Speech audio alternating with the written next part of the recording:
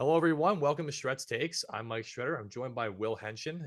We're both recent graduates of Amherst College. He's a big Boston sports fan, so we're going to talk about his Boston Celtics, who unfortunately fell in 7 games to the Miami Heat. Will, thank you for coming on to the show. Yeah, thank you for having me, Mike.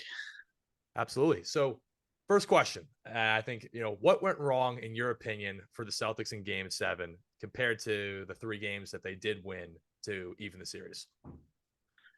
Yeah, I think it was a few different things that went wrong. The first one and the most obvious one is that their best player got hurt, and he pretty clearly shouldn't have been out there and was really only out there because they really just ran out of options on the bench. I think no Celtics fan wanted to see 30 minutes of Grant Williams or more minutes of Sam Hauser to fill in for him. So even though he was on one leg, it really just wasn't going to happen. The other thing is they really just didn't shoot well from three. I think that through 3 quarters, at least, the shot quality was pretty similar between Miami and the Celtics from 3 points. There were a lot of late closeouts both ways, a lot of kind of semi-open threes, and Miami knocked theirs down, and the Celtics did not. And the last thing was that I felt like the Celtics really couldn't punish Miami for having bad defenders on the court. Obviously, Duncan Robinson's not a good defender. Neither is Max Strus. Gabe Vincent isn't great. And the Celtics, other than the occasional Marcus Smart post up, really didn't punish these guys for being on the court. And Tatum would have helped with that, but they really could have done a better job. And I think this really comes down to coaching because the Celtics had guys like Grant Williams and Al Horford really just struggle to stay on the court because they were getting punished by these faster Heat players. And the Celtics can do the same thing the other way. And I think that is the coaching mismatch between Joe Mazzula and Eric Spoelstra. I think Mazzula actually did a really good job in the second half of the series, making adjustments and calling more timeouts, which is a big thing with Celtics fans. But it is a coaching mismatch. Eric Spoelstra maybe is the best coach in the league, and it's going to matter to some extent. Yeah, I would agree with you on some of those points. I think one thing that I'd like to hear your thoughts on this is, Jaylen Brown comes out with 8 turnovers in Game 7. What do you think the big problem is? Like if you're looking at keeping Jaylen Brown for the future, right? I mean, that's a big question that everyone's been asking, which I think you have to keep Jaylen Brown. I don't really know what other options you can get. Maybe Damian Lillard, but that doesn't really look super likely. But if you were to keep him, what would you say that Jaylen Brown really needs to improve from that standpoint? Because for me, I would say he needs to get a left hand. But I would love to hear from your standpoint what you think he needs to improve. Oh, yeah. I mean, I think anybody who watched him play, it's pretty obvious that his handle needs to get a little better for him to play how he wants to play. I also think that he doesn't need to play as kind of finesse a dribble game as he's been playing. I think he wants to be able to break guys down off the dribble, and he has the kind of body where he can just drive into guys and finish through them. And he doesn't do that nearly enough. I'd rather see him do a lot of that and try to be a more physical player and work on his strength in the offseason than try to work on being able to dribble like Kyrie because that's not his game. The other thing is, I think his handle looks a lot worse than it does because he struggles to know when to pass out of his drives. He doesn't have a great, he's one of the worst playmakers, I would say, of the All NBA guys, or at least at the wing position. And the fact that he made second team All NBA and isn't a good playmaker shows how good he is at other parts of his game. But that's something he really needs to improve on because if he had a better sense of when the double teams are coming, when the help's coming, the handle wouldn't look nearly as bad because he'd be able to get the ball out quicker. And I think that his handle just takes a lot of the flack for a lot of the other holes in his game. Yeah, actually, that's interesting. I would agree with you on a lot of those things. I think one thing also that I noticed too is, we go back to the shot quality, right? The 3-point shooting, right? Celtics were 9 of 42 from three. The Heat were 14 of 28. But I think a lot of it just comes down to the fact that the Celtics don't really have any good ball movement or body movement also in the offense. I'd love to hear your thoughts a little bit on that. But like I thought that was something that really they struggled with in Game 7 was just when the Heat went zone, they didn't move the ball. They just tried to dribble through the zone, or they didn't have the right guys in the middle to play make. Like I would have put Tatum in that spot. They had him on the perimeter. I'd like to know, like, from a standpoint of, are they shooting too many threes and is the ball movement not good? Do you agree with those standpoints, or do you think that they shoot enough threes, they just have to generate a better offense? Yeah, so I actually think against the zone, they got pretty decent looks for the most part. It's a team that whenever a team goes into a zone against them, they turn it over for 2 or 3 possessions, and that's an issue, and that needs to change. But beyond that point, I actually thought they did a good job getting the ball in the middle, spraying it out into the corner. In that Miami zone, if you make your corner threes, it looks really, really bad. And the Celtics really just didn't do that. there were a lot of plays where Miami just had some late contests on those threes, and the Celtics really just didn't punish them. A lot of times it was Marcus Smart in the corner, it was Al Horford in the corner, and they both had pretty rough games from three. I think Miami's going to really struggle if they use that zone against Denver because Denver's going to make those corner threes, and Jokic is going to be in the middle and he's going to get the ball out even quicker. I will say that the ball movement definitely could have been better. They could have swung it around more before getting it into the middle, and that would help them with some of those early turnovers. But I actually thought the looks they got against the zone were really not that bad. It's kind of they ended up in late shot clock situations, which they do too much, and that those turn into bad looks.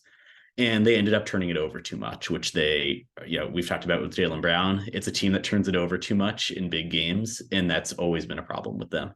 But I actually think they got enough good looks, and they took a lot of threes against the zone, but that's kind of what happens against the zone in the NBA. These guys are such good athletes, and they're so big and long that it's going to be hard to drive on a zone. And the open corner threes are going to be there, and the Celtics just didn't knock them down. And I think that a lot of the announcers are making these big sweeping statements about how the Celtics have bad coaching or they don't, do any of the things you need to on offense. And these are bad threes. Until the fourth quarter, and the fourth quarter was completely different. I actually thought the Celtics offense was pretty reasonable, and they just didn't hit a lot of shots that they made a lot of the year and are capable of making. One thing that I'm interested in hearing your thoughts about is, so obviously Jason Tatum was, look, superstar, definitely. That ankle injury definitely affected, definitely how the game could have went. I mean, yeah, he definitely looked hobbled. Even 14 points for him in a big spot is not usually what we're accustomed to seeing from a guy of his caliber. And he had like 30 points in the previous two games. I mean, he produces in big moments. The one thing for me is I think when in terms of his improvements, I think again he needs to learn how to kind of be able to work off the ball, off like pin downs, he'd be able to play in the low post a little bit more to get easier buckets. I think that also goes to coaching, but it also goes on him a little bit because in order for them to really make the next jump, he needs to add more stuff to his game as a Jaylen Brown does, right? And I'd love to hear like what you think Tatum can improve on to be able to get them over the hump. I mean, they've been in the Eastern Conference Finals, 4 out of the last 5 years or something like that. But I'd love to hear your thoughts on what you think the problems are with Tatum and how he can address those. Oh, yeah, I agree. I actually think in the last few years, it's been pretty well documented. He's improved pretty much every part of his game except for scoring. Like a couple of years ago, if he wasn't scoring the ball, he really just was not a good player on the court. He didn't rebound a lot. He wasn't a good playmaker. And both of those things are real strengths for him now. And he's been a good defender. He doesn't get back on defense particularly well, but otherwise, he's really good. I totally agree with you that he doesn't have enough kind of short range offense in his game. And something I'd look at with that is that a few years ago, his kind of shot chart looked like a lot of mid range shots and a lot of 3-pointers. And he's pretty much turned all the mid range shots into layups. He's pretty much has the James Harden shot chart at this point, at least in the regular season, where it's only threes and layups. And I think that, that's good because in the regular season, that's how you get the most efficient offense. That's how you win regular season games. In the playoffs, when you need to get easy buckets and those shots aren't there, I think he should kind of diversify it a little more. He pretty clearly has a high post game. His mid-range game is one of the best in the NBA when he turns it on. So I just like to see him turn it on a little bit more early in these games to try to get himself going and get himself in rhythm, because that's when he really knocks down all these threes. The other thing is that his 3-point shooting, especially on pull-up threes, has declined pretty hard these last 4 years. I think I don't know the stats off the top of my head, but in 1920, I want to say he was close to 40%. And now he's dropped steadily year by year and was barely over 30% this year. So I think maybe that's the wrist injury he had in the finals last year and never got surgery for, or maybe it's something else. But I'd really like to see him get those pull-up threes back up to 40% this offseason, because if he can do that, it's pretty hard to stop him. Because what the Heat did when he's had these pick and rolls is they just dropped it and let him shoot that pull-up three. And if you can't do that, then he's pretty much impossible to guard because he's so good at getting up into guys and drawing fouls now. And if he can also make the three over the top, it's really the one last thing he needs to be an unstoppable scorer off the pick and roll. Yeah, I think the one thing I would add is that they don't really they have guys who can hit a three, like a couple in a row. They don't really have like a set knockdown shooter consistently. Like Marcus Smart, streaky. Derek White, even though I think Derek White had a fantastic playoffs, he has tended to be streaky. Al Horford, same deal. But I think one player I'm looking at that really needs to make a big jump this offseason in terms of being developed is Robert Williams. I think he needs to be added way more in terms of the into the offense, into the defensive personnel. I think they're trying to maybe develop him where he can finish over the top as opposed to just being an alley-oop threat. Like maybe it's like teaching him how to get make a quick move down low, just because I think he's a young piece and he's a guy that really is valuable when he's healthy. I would love to hear if he's the guy you're looking at also as an ancillary piece that needs to improve, or what other ancillary additions do you see being important for the Celtics to combat those two stars? Because obviously they're great in their own right, but pieces I don't think fit that great. Oh yeah, I agree with you about Robert Williams. The one concern I have with him is obviously his health. He just hasn't been able to stay on the court. And I think he's somebody that, because of all these injuries, is in a place where whenever he takes any minor injury, I think he kind of gets a little bit in his own head where he thinks that this is going to be another big one. So I really need to shut it down and not risk making it worse. And I think that's just a really tough place to be in as a player, where you're scared of getting hurt every time you take a little bump anywhere. So maybe that'll change over the next few years, but I'd be really scared of the Celtics kind of leaning on him as being a super important piece until we know that he'd stay on the court for a full season, because he's really never done it before. He's an awesome third piece for the Jays because he does so much on defense and on offense in terms of adding verticality to the team. But again, if you can't rely on him to be on the court, he just can't be that major part of your team, and he needs to be more of kind of an extra piece added on. I think that Derek White, as you said, had an awesome playoffs, and he's a great additional piece to them. He just is a good moving the ball, being in the right spot all the time. We saw it at the end of Game 6. I would look at trying to add a true point guard as, maybe sixth man or seventh man on this team, because at the end of these close games, they really just don't have anyone who I trust to both handle the ball and initiate the offense. Tatum's ball handling is good enough to be doing that, but he just walks it up every time he gets the ball at the end of these close games, and they start the offense with 8 seconds left on the shot clock, which is really just not a good way to score against defenses like Miami, who are just going to make you work so hard for everything. I don't know who's available as, true point guard, but somebody who could force them to get this offense going a little more late in these close games will keep them from blowing these big leads down the stretch to teams like Miami, who are so good defensively and are going to force them into bad shots when there are only a few seconds left on the shot clock when you're starting the offense in the first place. Yeah, no, I agree with that. I think something else too is just like the one thing I noticed that it came back to haunt the Celtics. So you can talk about the zone defense. That was definitely one piece. I think the pace of play was a big problem. I think that when they played fast, they were clearly, able to use their superior talent and athleticism. The problem is when it got into a half-court game, I thought the one thing that happened, unfortunately, this year for them a little bit, I know their defense, the numbers weren't bad, but like their defense was worse this season than it was with Udoka. Obviously, look, that's a change in the coaching a little bit, but I just felt like they played too much in a drop coverage. I think that Al Horford played way too far back instead of switching it like he would do in the past.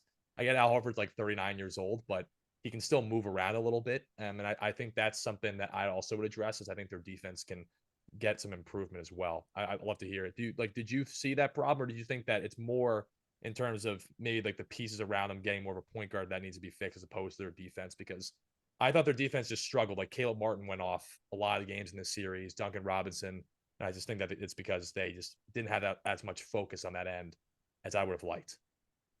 Yeah, I totally agree with all of your points. I think that they never really figured out a good pick and roll coverage for Gabe Vincent as the ball handler in the series, and that let him walk into a lot of open threes off the dribble, which he's a good enough shooter that those are just easy shots for him. And then Duncan Robinson had, I don't know, 8 or 10 back cuts this series on guys like Marcus Smart and Jaylen Brown. And you're an NBA defender, and especially Marcus Smart, you're a guy who prides yourself on your defense. That cannot happen to, Duncan Robinson. It's just you need to have a level of focus that they really didn't have. And I don't know if that's what cost them the series. I think it was, late game execution was a much bigger factor. But if that's going to be the kind of defensive intensity they have, they really need to be better on offense late in these games, and they really just aren't. Their half court offense, as you said, really just struggled. And one thing I agree with you on is that off stops, their offense is actually really great when they start pushing it up the court. And even if they don't score on the fast break, they're at least starting the offense with 16, 18 seconds on the shot clock. And they have time to move it around. They have time to try different things. Whereas off these makes, they walk it up every time and start the offense, like I was saying, with 6 or 8 seconds on the shot clock. And you're just not going to score against Miami that way. You're going to end up with these long twos, these off the dribble shots. And, Jaylen Brown made a lot of them. Jason Tatum made a lot of them until Game 7. But it's not a good recipe for success against a team like Miami. Yeah, I mean, it also led to the turnovers. I mean, Jason Tatum and Jaylen Brown like led the series, and they're 1 and 2 in turnovers, and then I think that's just a problem to consider. But One thing I was looking at is like obviously in the series, right? There are a couple things I want to ask is like what does the future of Boston look like? Like how, I guess, where do you go in terms of, do you keep Jaylen Brown? I think you do, and do you keep Joe Mazzulla? I think are the two big lingering questions because obviously the Celtics made the finals and were 2 wins away a year ago from winning it all, and this year they fall short to a completely inferior talent team, and I would say in Miami in 7 games, even though they made an incredible comeback almost at the end. What would you say in terms of those two things? What would you look at in terms of Jaylen Brown, and what are your thoughts about Joe Mazzulla coming back for a second year? Yeah, so I agree with you on Brown. I don't think they have a lot of other options. I think if Dame Lillard becomes available, you should maybe think about trading Brown and a pick. I don't know who would be getting a pick back in that scenario, but that would make a lot of sense next to Tatum as their second player because they really just have struggled with having a good late game ball handler, and Lillard just checks all those boxes. But I would imagine he would have to ask out for that to happen, and we've seen from him he's probably not going to ask out. The other trade I've seen floated around is Anthony Simons in the third pick for Jaylen Brown. I don't think that makes a ton of sense for either team because I think the Celtics have so many vets on pretty good contracts right now. Marcus Smart, Derek White, Al Horford doesn't have much longer, if any longer. And I don't think it makes a whole lot of sense for them to retool with younger players and try to extend the window. I think it makes more sense to keep someone like Brown, who we know is ready now. But otherwise, I think you can just send him to the contract. And if in another year or two you decide it doesn't work, he's still going to have positive value. He's a two-way wing, which is maybe the most valuable commodity in today's NBA. You're always going to have a team who's going to trade a bunch of picks or a player plus picks or another all-star for him. So I think that player-wise, the best bet's going to be to try to make small improvements in the edges, maybe trade a pick or two and get another player, but just try to run it back more or less. On Missoula, I think that if you're going to bring in somebody who we know would have success in the NBA, like somebody who's been there before, maybe Nick Nurse, that would have made sense, possibly. But otherwise, you're looking at getting rid of Missoula and adding somebody who's just as unproven and maybe has more baggage. I would rather see Missoula get another chance, bring in his coaching staff, have a full preseason. He kind of had assistants leak away one by one over the course of the year. He came in right before the season.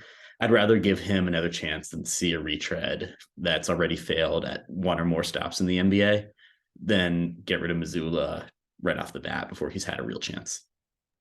What do you think Mazzulla needs to improve from year one to year two to be able to get this team to the level that I think they were expected to be at this season, which was, in the NBA Finals at least? Yeah, so I think that the big thing is that he needs to figure out, like you talked about, better defense on these pick and rolls in the playoffs. They play drop coverage too much, like I said, especially in Gabe Vincent, and you're going to run into shooters who are as good or better than Gabe Vincent in the playoffs. And we saw Steph Curry in the finals last year light them up on that drop coverage and really just play them out of it. And Udoka was obviously a better defensive coach than Mazzulla, pretty objectively. Mazzulla was better on offense for pretty much the whole year, but Udoka was a much better defensive coach. And so I'd like to see him improve on that part. I've seen buzz that Frank Vogel could come in as a defensive assistant, and he's someone who's had a lot of success defensively at the NBA level, especially with the Lakers the last couple of years before Darvin Ham came in. But I'd also like to see him kind of just get this offense working a little smoother. I think that in the regular season, they got a lot of open looks from three. In the playoffs, they turned into kind of semi-open, like semi-contested looks. And I think that with more time and a chance to see what worked and what didn't, he may be able to improve there. But otherwise, I'd just like to see him have more experience, more confidence under his belt. Something that kind of bugged me as a Celtics fan is that every other coach was chewing out the refs every time out, and Mazzulla pretty much never was. I don't know how much that matters in the NBA, but it felt like Celtics did not get a lot of calls because Mazzulla. Not that they didn't get any calls, but there were certain types of calls they didn't get because some coaches were on the refs and Mazzulla just wasn't. And it would also, maybe get Tatum off the refs a little bit if his coach was doing it for him. And Tatum bitching to the refs is something that I really don't like about his game because it keeps him from getting back on defense. And I don't know if Mazzulla could play anymore would help with that, but I don't think it would hurt because it's pretty brutal right now. Yeah, no, absolutely. I think that one thing for Boston is like, look, they have the talent, right? It's just about, I think, the necessary pieces molding together in a cohesive unit. I think the one difference between them and Miami So it's funny. I was definitely a minority, but I picked the Heat in 7, so it actually kind of worked out that way. I can pick. But the big reason I picked it was not because I thought that they were more talented or whatever, but I thought Butler would show up, which, he showed up for some the games he had to show up mostly, but he had his ups and downs. But I thought it was good. The big difference was the coaching difference, and I think the cohesion difference. I thought that like Miami moved the ball really well and stuff like that. So I mean, I think that was just something that I looked at. I mean, I think the Celtics are. I don't think I don't think it's like all gloom and stuff like that. But again, I don't know. Like, would you look at this as like an embarrassment that they lost to the Heat, or would you look at it as just like a slight disappointment? And look, it's a bump in the road. They'll be back next year. No, I think it's a slight disappointment. I think that this Heat team is a pretty fake 8 seed. They were the 1 seed last year with essentially the same roster and really just struggled with injuries and bad shooting throughout the year. And we've seen in the NBA, 3-point shooting is maybe the most random quantity in the league. There's so little correlation, like year to year, game to game, on 3-point defense, like contest rates, like how it affects 3-point shooting. And Miami was just cold the whole regular season, has been hot the whole playoffs. And they're a team that obviously had the talent to be the 1 seed last year. And, they got the 8 seed this year, but they've beat 2 really good teams and 1 pretty good team in the playoffs. And, that's hard to discount and say that the Celtics should be embarrassed to lose to them. I think that, obviously the Celtics have work to do because this is a team that has the talent to win a championship and should be, in contention for winning championships. But they came really close last year. They came pretty close this year. And I think there's not a whole lot to do other than to run it back, barring a true superstar asking out and, Jaylen Brown being a way to trade for them. Right. Well, that's all I got. I appreciate you coming on and talking about the Celtics a little bit. Best of luck to them going forward, and hope you have some enjoyment with the NBA Finals. I don't know. You're probably rooting for Denver, if I had to guess. Yeah, no, I've gotten pretty annoyed at watching Miami win all these games. So you're definitely looking for Denver to get that done. Yeah. But want to appreciate you coming on. Thank you for all your insight. That was a lot of really good stuff. So really appreciate it, and have a good rest of your summer. And I'll talk to you soon. So. Thanks for having me, Strad. It was great to talk to you, and I'll talk to you again soon. Absolutely. Sounds good. Have a good one, Will. You too. Bye.